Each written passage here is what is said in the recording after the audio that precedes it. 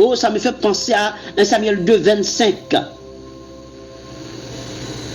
Si un homme pêche contre un autre homme,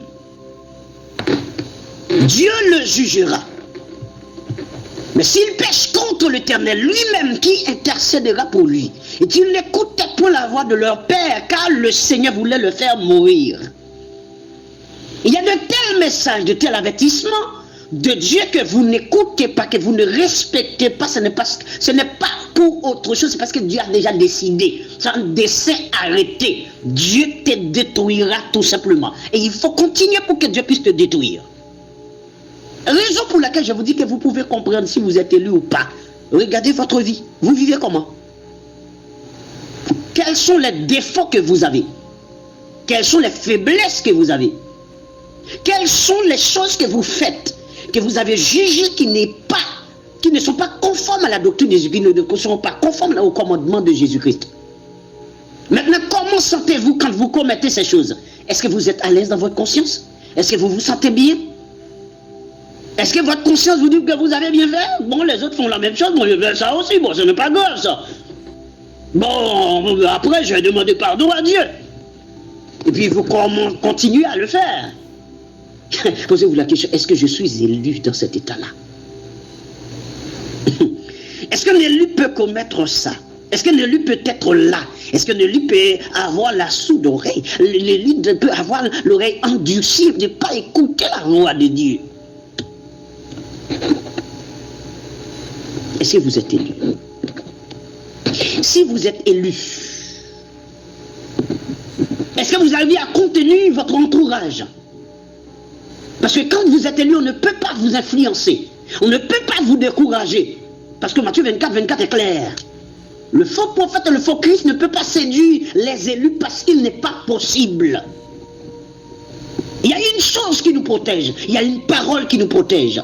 C'est cette parole-là.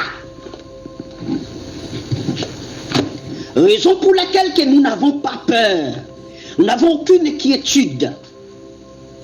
Celui ou celle qui a peur, c'est celle ou celui qui n'est pas élu. Mais ceux qui sont élus n'ont pas peur.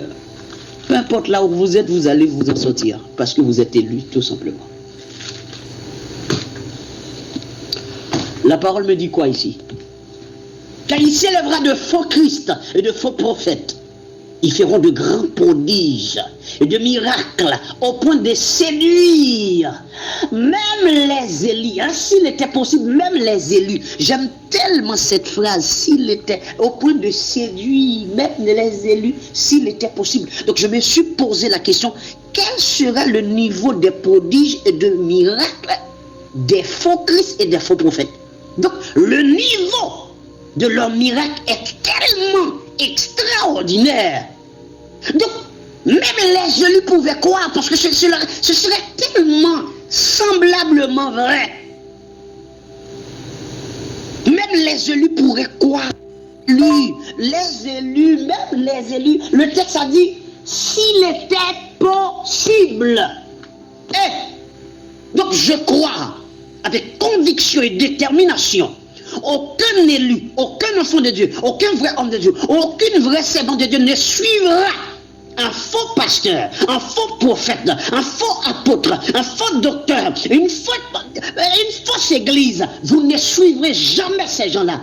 Parce que vous reconnaîtrez la voix du bon berger. Vous ne suivrez pas un étranger, comme dit Matthieu 10, non, Jean 10.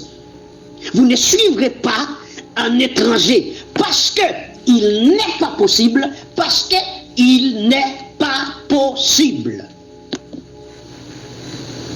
Raison pour laquelle quand vous arrivez, vous entendez quelqu'un qui prêche, ou qu'on parle d'une église, vous voyez par exemple, vous entendez un pasteur qui prêche, vous entendez qu'il dit une parole de vérité. Je me rappelle, une servante m'avait dit ça.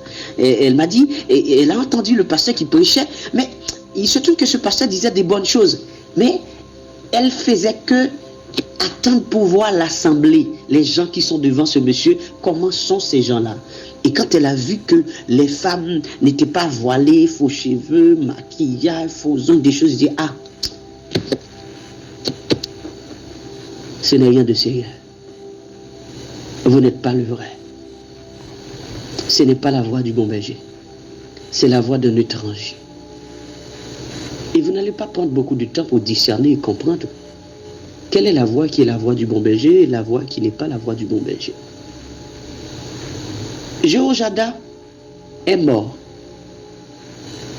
Joas n'a plus de sacrificateur pour le garder dans la présence de Dieu, dans la volonté de Dieu. Et après la mort de Jéhoiada, Joas est entouré de beaucoup de gens qui constituent les portes du séjour de mort. Je ne sais pas qu'est-ce que ton mari constitue